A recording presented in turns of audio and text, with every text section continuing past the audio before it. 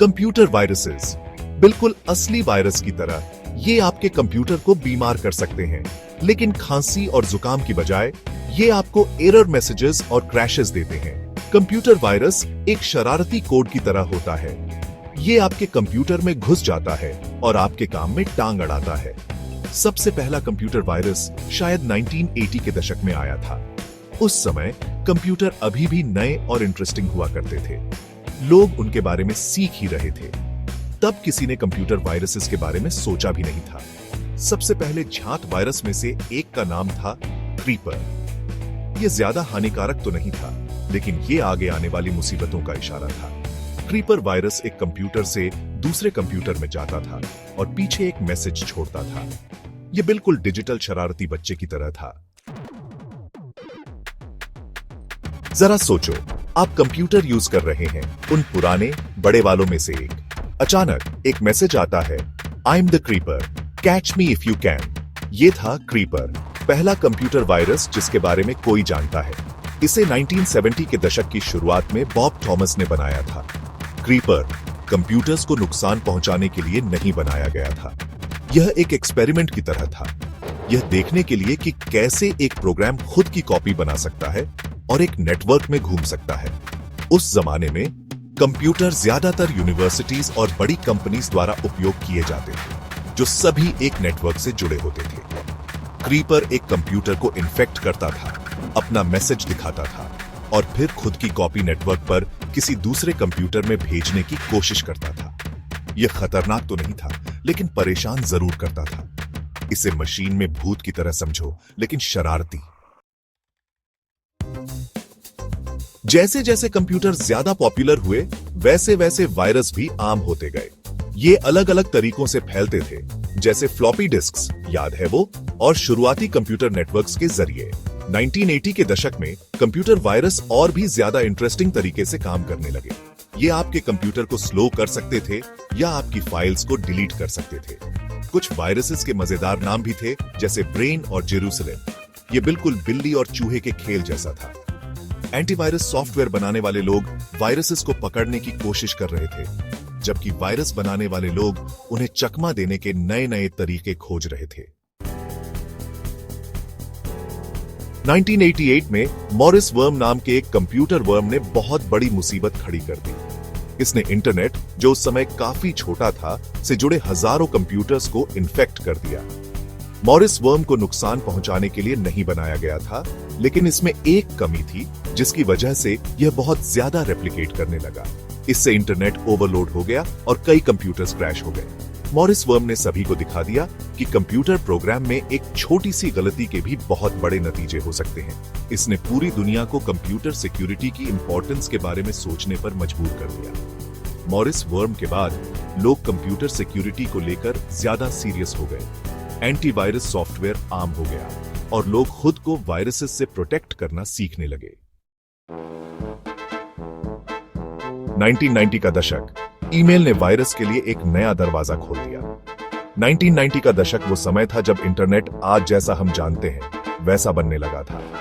ज्यादा से ज्यादा लोग ऑनलाइन हो रहे थे और ईमेल बहुत ज्यादा पॉपुलर हो रहा था। पर अंदाजा लगाओ क्या हुआ? वायरसेस को भी ईमेल बहुत पसंद आया। उन्हें ईमेल अटैचमेंट्स में छिपकर फैलने के नए तरीके मिल गए। 1990 के दशक के एक फेमस वायरस का नाम था मेलिसा।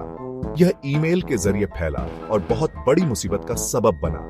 मेलिसा ने सबको दिखा दिया कि ईमेल के जरिए वायरस बहुत तेजी से फैल सकते हैं, खासकर तब जब लोग अटैचमेंट्स पर क्लिक करने से पहले सोचते नहीं हैं। ये वो समय था जब लोगों को यह एहसास होने लगा था कि कंप्यूटर वायरस सिर्फ एक परेशानी नहीं है, ये असल में खतरनाक हो सकते हैं और असली नुकसान पहुंचा सकते हैं। जरा सोचिए, आपको किसी जानने वाले से एक ईमेल आता है जिसमें लिखा है आई लव यू। आप उसे खोलते हैं और तुरंत आपका कंप्यूटर इन्फेक्ट हो जाता है।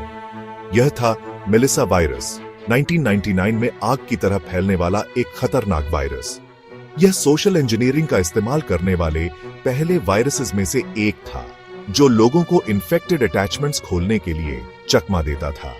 मेलिसा वायरस एक ऐसी फाइल में छिपा होता था जो माइक्रोसॉफ्ट वर्ड डॉक्यूमेंट की तरह दिखती थी। जब लोग इसे खोलते थे तो यह वायरस खुद को उनकी ईमेल एड्रेस बुक के पहले 50 लोगों को भेज देता था। इससे एक बड़ी चेन रिएक्शन शुरू हो गई। ईमेल सर्वर्स ब्लॉक हो गए और हर तरफ परेशानी ही परेशानी हो गई। मेलिसा वायरस ने सभी को एक जरूरी सीख दी। उन लोगों के ईमेल्स न खोलें जिन्हें आप नहीं जानते हैं, और अटैचमेंट्स खोलते समय सावधान रहे, भले ही वे किसी जानने वाले की तरफ से ही क्यों न लगे। नई सहस्राब्दी में वायरस और भी ज्यादा चालाक हो गए। उन्होंने खुद को छिपाने और एंटीवायरस सॉफ्टवेयर से बचने के लिए नए नए तरीके अपनाने शुरू कर दिए। कुछ वायरस तो आपकी जानकारी चुराने या आपको परेशान करने वाले एडीज दिखाने के लिए दूसरे खराब सॉफ्टवेयर जैसे स्पाईवेयर और एडवेयर के साथ मिल गए। सबसे बड़े बदलावों में से एक था रैंसमवेयर का आना। यह खतरनाक वायरस आपके कंप्यूटर को लॉक कर सकता था और उसे अनलॉक करने के लिए पैसे मांगता था। यह बिल्कुल डिजिटल किडनैपिंग जैसा था। इस नई सहस्राब्दी ने दिखाया कि कंप्यूटर सिक्योरिटी एक कभी न खत्म होने वाली लड़ाई है और हमें खराब लोगों से आगे रहने के लिए सीखते और बदलते रहना होगा। 2017 में दुनिया ने देखा कि रैंसमवेयर कितना डरावना हो सकता है। WannaCry नामक एक रैंसमवेयर अटैक ने आग की तरह फैलकर 150 से ज्यादा देशों में लाखों कंप्यूटर्स को इन्फेक्ट कर दिया। जरा सोचिए कि हॉस्पिटल्स मरीजों की फाइल्स एक्सेस न कर पाएं या कंपनीज का इंपॉर्टेंट डेटा गायब हो जाए।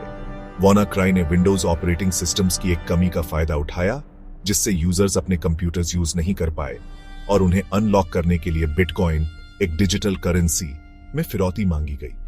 यह सॉफ्टवेयर को अपडेट रखने की इंपॉर्टेंस और साइबर अटैक्स के असली दुनिया पर पड़ने वाले असर के बारे में एक बहुत बड़ी चेतावनी थी।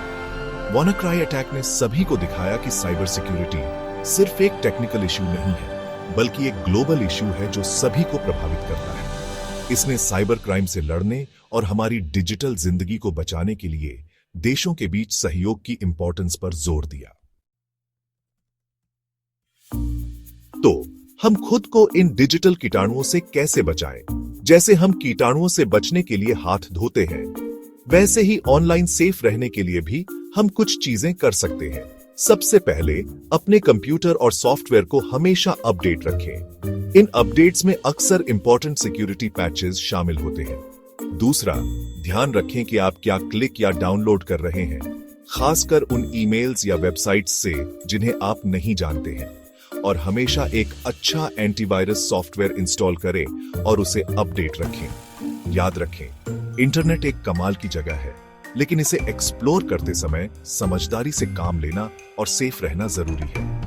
इन टिप्स को फॉलो करके आप डिजिटल दुनिया का आनंद ले सकते हैं और उन पेस्की कंप्यूटर वायरसेस को दूर रख सकते हैं।